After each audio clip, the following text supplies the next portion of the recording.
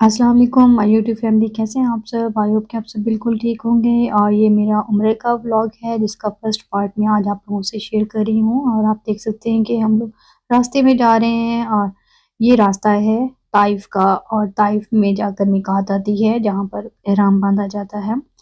तो जी रास्ते में जब हम लोग जा रहे थे तो नमाज का टाइम जहाँ पर भी होता था वहाँ पर हम लोग रुक जाते थे। और फिर हम लोग वज़ू वगैरह करके जो भी मस्जिद थी वहाँ पर, तो वहाँ पर नमाज़ अदा कर लिया करते थे। और यूजुअली लोग ऐसा ही करते हैं, बसेस में जाने वाले लोग भी इसी तरह से ही बसेस वगैरह स्टॉप कर देते हैं जब नमाज का टाइम होता है।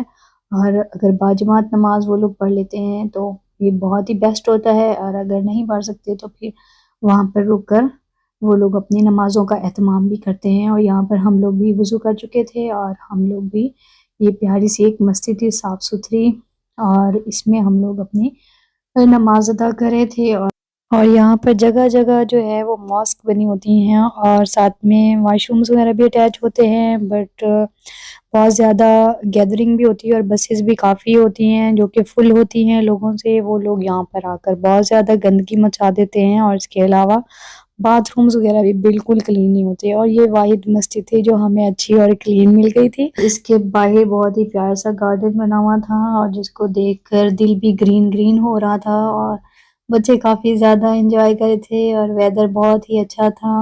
और ये मस्जिद बहुत ही नीट एंड क्लीन थी। और मैंने सोचा अपना एक्सपीरियंस आप लोगों से भी शेयर कर दूँ। आप लोग भी उम्रा पे जब आएँगे तो ये चीज़ें आप लोगों को भी फेस करनी पड़ेंगी। तो बस यहाँ पर फिर बच्चों को थोड़ी भूख लग रही थी तो हम लोग अच्छे रेस्टोरेंट की तलाश में थे कि हम लोग सर्च कर रहे थे कि कौन-सा बेस्ट रेस्टोरेंट है जहाँ पर हमें पूरी फैमिली के साथ बैठकर कुछ खाने को मिल जाए। तो जी ये मस्जिद का बाहर का इमाम के एंट्रेंस का डोर था।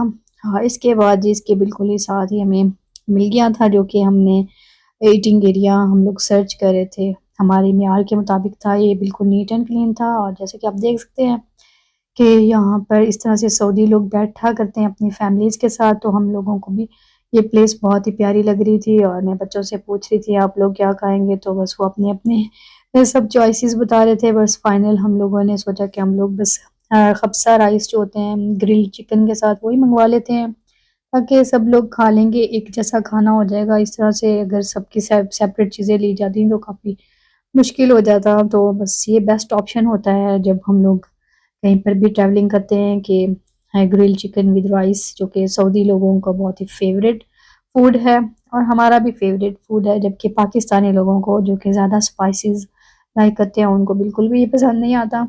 तो जी यहाँ पर बहुत ही अच्छे इनके सिंक वगैरह भी थे क्लीन। और इसके बाद हम लोग जो हैं वो मिकात पहुँच गए थे। और मिकात पहुँचकर ज़ाहिर है थोड़ी शॉपिंग करनी थी हमें।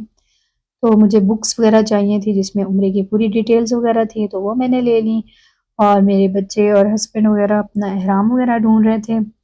तो यहाँ पर फिर एहराम वगैरह इन्होंने परचेज़ किया। और यहाँ पे आप देख सकते हैं सब ज़रूरत की चीज़ें जो कि हमें मिकात पर ज़रूरत होती हैं जिन चीज़ों की, वो सब यहाँ पर अवेलेबल थी। मिकात पर जो है सेपरेट हमाम है, हमामुन्निसा सेपरेट है और रिजाल जो है उनके लिए सेपरेट है। तो यहाँ पर हम लोगों ने एहराम बाँधे और मक्का के लिए रवाना हो गए। ये था मेरा आज का छोटा-सा व्लॉग। इंशाल्लाह फिर सेकंड पार्ट आपसे नेक्स्ट व्लॉग में शेयर करूँगी।